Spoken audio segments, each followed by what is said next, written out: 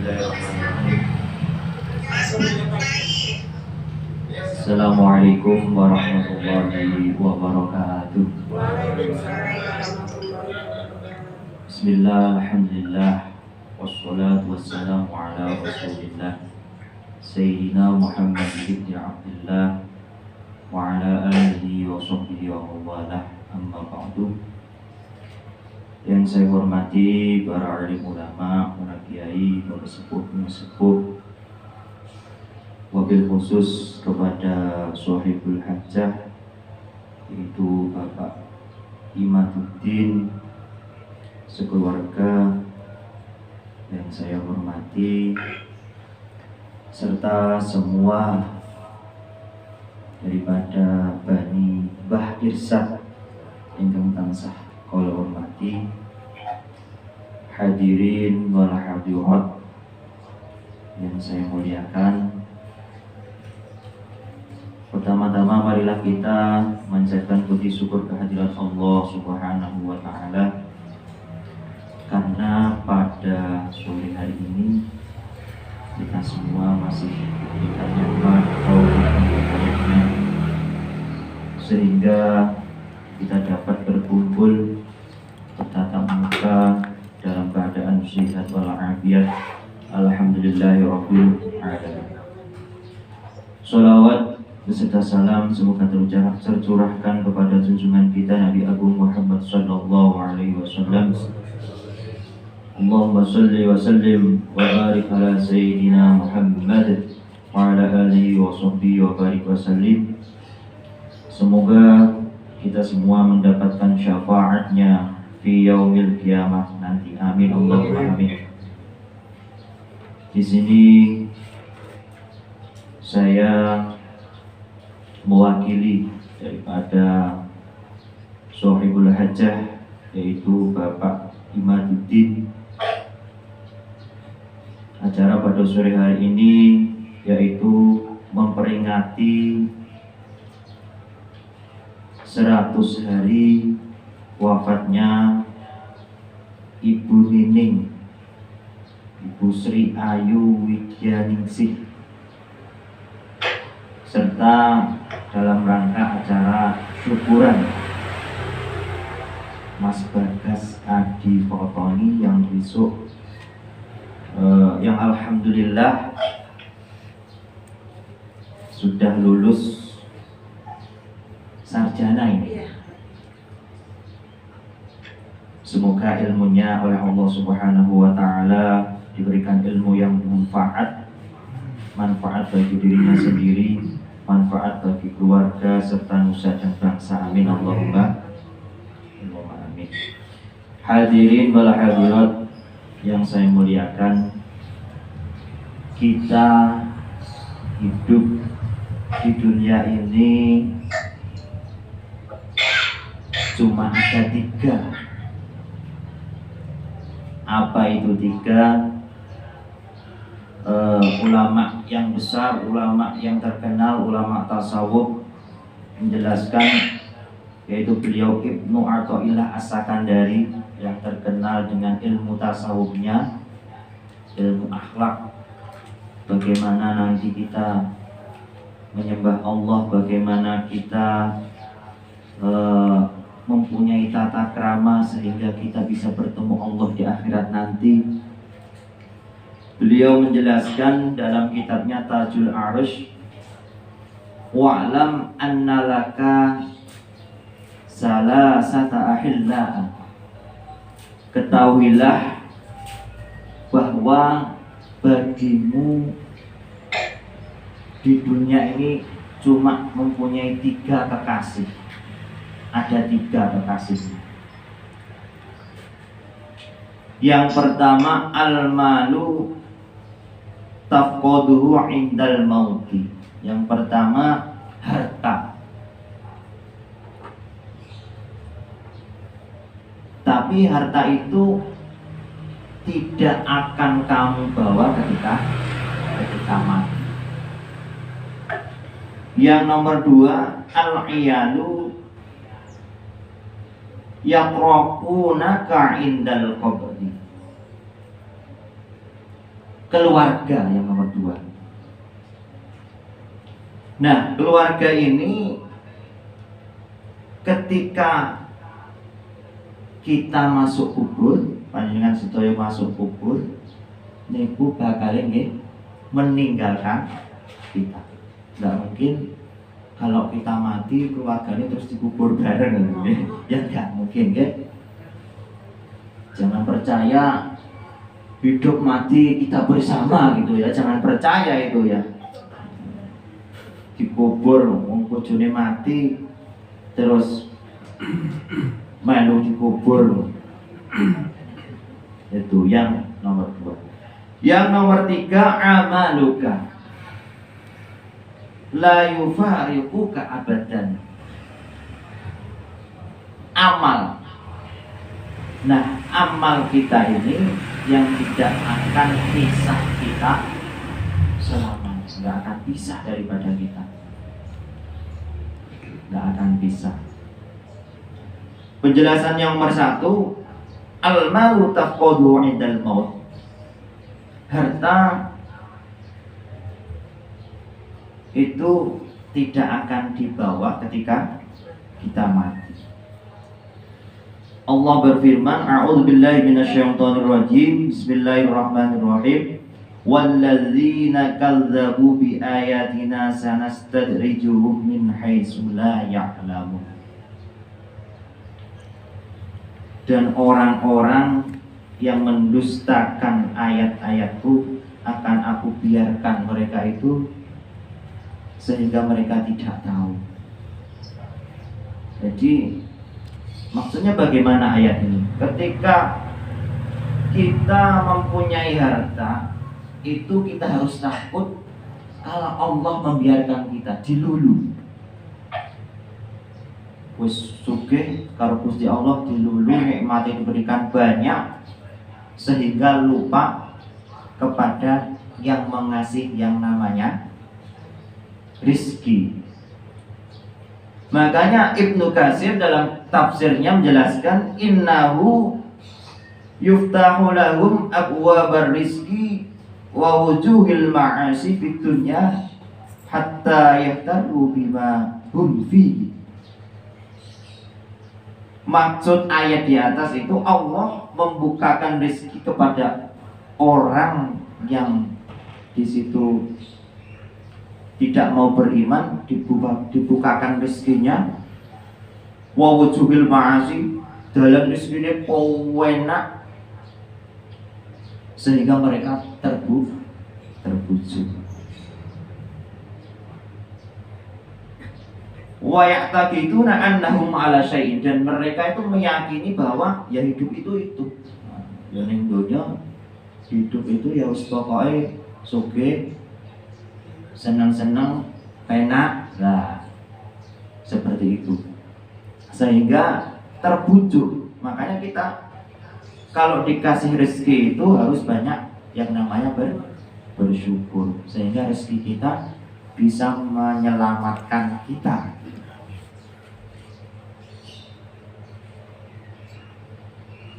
Kanjeng Nabi juga dawuh, ad-dunya hulwatun khudratun 'inda ahli ghaflah. Dunia itu manis, lewegi, ijo menurut orang yang lupa kepada Allah. Ya rasanya penak. Kalau di sawang itu ya kados ndok amun-amun ngoten lho. Ketok dari jauh nampak, ketika didekati kok tidak ada. Dunia itu seperti itu. Membujuk kita. Nampaknya manis, hijau, kalau tanaman hijauan nyuwun nggih. Disuruh yoyo nyuwun nggih, tapi itu adalah membujuk. Jifatun qadhiratun 'indal uqala. Dunia akan tampak seperti bangkai kotor bagi orang yang mempunyai akal. Makanya orang yang mempunyai akal itu yang mau berangan-angan bahwa dunia itu sebenarnya ciptaan Allah. Dikasih oleh Allah Subhanahu wa ta'ala. Dan Bagaimana biar kita itu selamat jika dibeli yang namanya al-mal, harta atau dunia? Sayyid Abdullah bin Alawi menjelaskan, fa'alaika bi islahin niyat. Kita disuruh untuk memperbaiki yang namanya niat. Dalam kitab Risalatul Mu'awanah dijelaskan, orang kalau melakukan sesuatu, sebelum melakukan apa saja itu harus dibarengi dengan niat, sehingga apa yang kita lakukan semuanya menjadi namanya ibadah. Kita jadi ibadah. Contohnya mawon, kalau punya harta,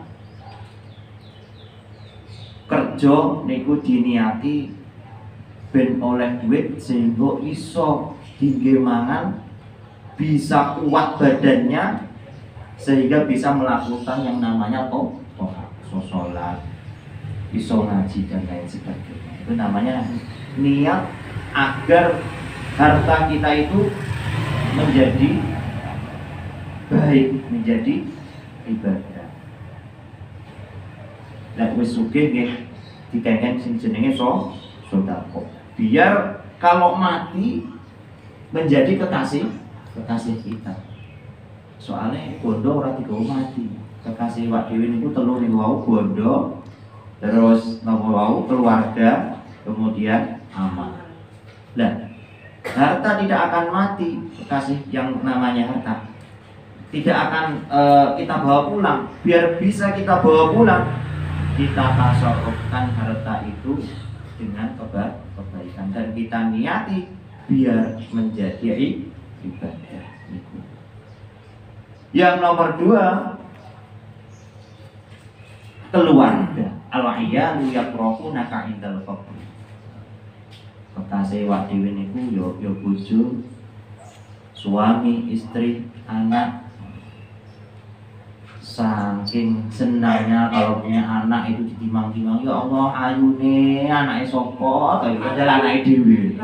Lali padahal anake dhewe. Iku saking senenge. Anak itu bisa menjadikan kita masuk surga, juga bisa menjadikan kita masuk neraka. Mulane Sayyid Abdullah bin Alawi niku masih Habib turunan Nabi, niku ulama yang terkenal menjelaskan, an-niyatu 'inda ityani ahlau husula waladin, bahwa wah dhewe niku ketika mengumpul istri kita niku ya dikongkon niat. Ora terus syukur dipuwelone wonten mawon nggih.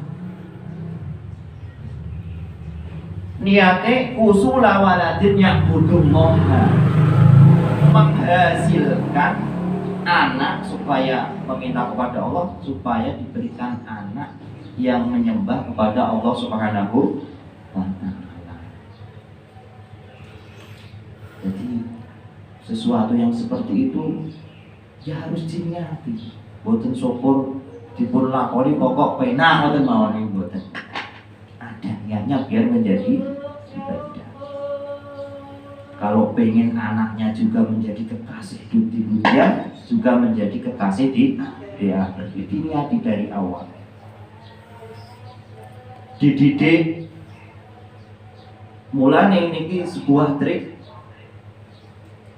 Ketika kita meninggal nanti, ada bacaan yang selalu dibaca anak mengalir kepada kita. Ada sebuah resep. Lek jenengan duwe anak, usahakan yang memolang Fatihah itu jenengan dewi. Kenapa? Karena Fatihah itu selalu dibaca ketika sholat. Lah, Fatihah itu ketika dibaca akan menimbulkan yang namanya pahala. Ketika orang yang kita ajarkan membaca Fatihah yang kita ajarkan, maka pahalanya juga mengalir kepada yang mengajarinya, guru. niku sudah termasuk yang namanya waladun sholihun yad'ulah, anak yang mendoakan kedua orang tuanya. Jadi nek duwe anak usahakan ajari dia Fatihah. Jangan orang lain sebelum ngaji ning iki ajari dulu Fatihah. Niku wis dadi amal jariah jenengan lewat surat Al-Fatihah. Nanti niku salah satu trik agar anak kita itu mendoakan kita secara tidak langsung. Wis makro sapa kok dhewe salat Allahu Akbar Bismillahirrahmanirrahim Alhamdulillahirabbil alamin wa dhalin amin ispahalane jenengan turu wis teko. Njero kubur kono wis teko Pak. Niku lek pengen keluarga kita menjadi kekasih ning dunia juga ning akhirat, harus dididik bagaimana dia nanti juga beramal baik. Maka ketika kita meninggal di dunia sehingga menuju di alam barzakh, kita tetap dapat yang namanya kekasih, dikirimi terus.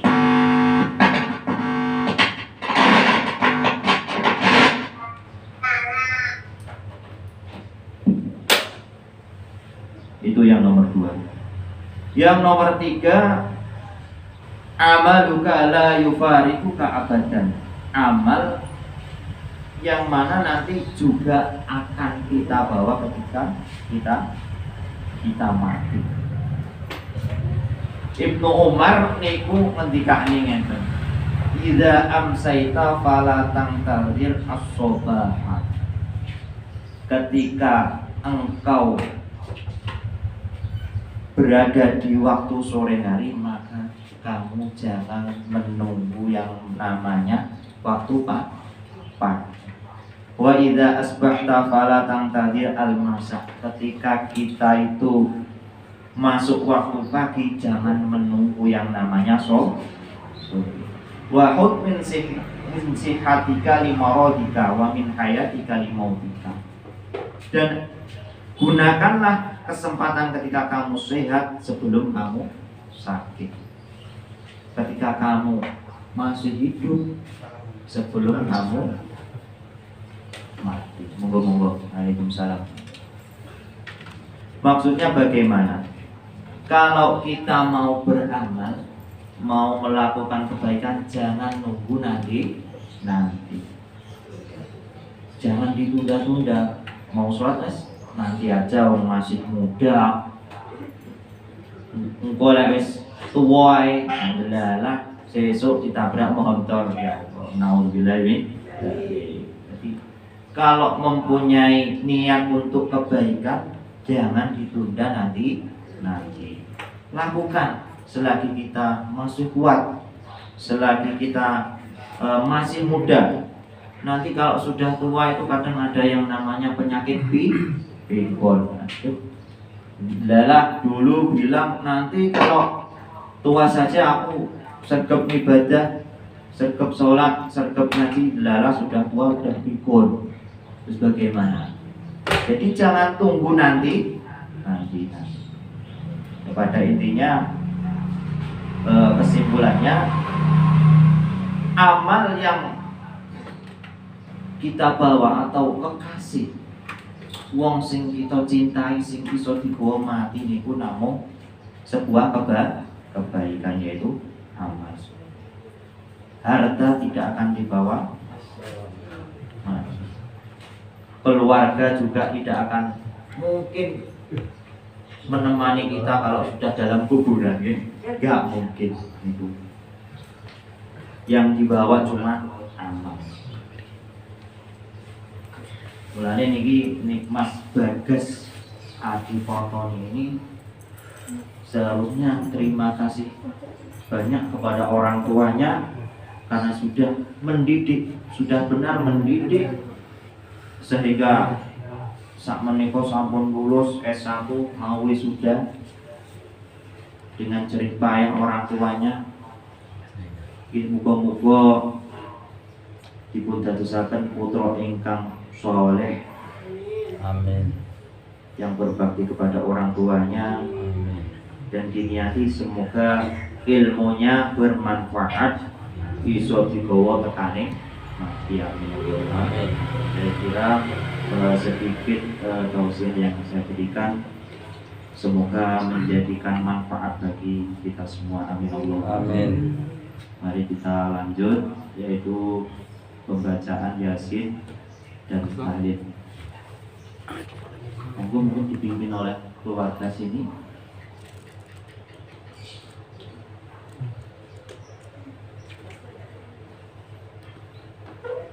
Asyhadu